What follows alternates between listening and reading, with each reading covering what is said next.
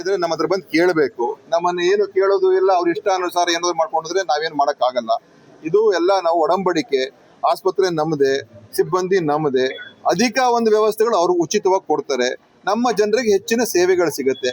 ಅದನ್ನ ಅವ್ರಿಗೆ ಅರ್ಥ ಆಗೋದಿಲ್ಲ ಅಂತ ಹೇಳಿದ್ರೆ ನಾನು ಈ ಕಮ್ಯುನಿಸ್ಟ್ ಅವ್ರಿಗೆ ಏನ್ ಹೇಳ್ಬೇಕು ನನಗೆ ಗೊತ್ತಿಲ್ಲ.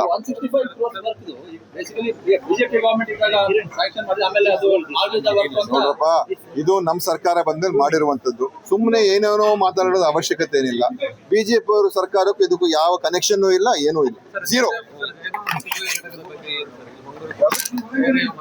ಅದ್ರ ಬಗ್ಗೆ ನೋಡಿ, ಈಗ ಮೆಡಿಕಲ್ ಕಾಲೇಜನ್ನ ಹೊಸದಾಗಿ ಕೊಡೋದಕ್ಕೆ ನಾವು ಈಗ ಸ್ಯಾಂಕ್ಷನ್ ಮಾಡ್ತಿದ್ದೀವಿ. ವೆನ್ಲಾಕ್ ಅಲ್ಲಿ ಕ್ಯಾತ್ ಲ್ಯಾಬ್ ಅನ್ನ ಪ್ರಾರಂಭ ಮಾಡಿದ್ದೇವೆ. ವೆನ್ಲಾಕ್ ನ ಇನ್ನೂ ಮೇಲ್ದರ್ಜೆಗೆ ಏರಿಸುವಂತ ಕೆಲಸ ಮಾಡ್ತಾ ಇದ್ದೀವಿ. ಈಗಾಗಲೇ 70 ಕೋಟಿ ರೂಪಾಯಿ ಅಧಿಕ ಸ್ಯಾಂಕ್ಷನ್ ಮಾಡಿದ್ದೇವೆ. ಈಗ ಅದಕ್ಕೋಸ್ಕರ ನಾನೇನು ಹೇಳಿದ್ದೀನಿ, ಸುಮ್ಮನೆ ನೀವೇ ಹೇಳ್ತೀರಾ, ನಾವೇ ಹೇಳಿದ್ದೀವಿ.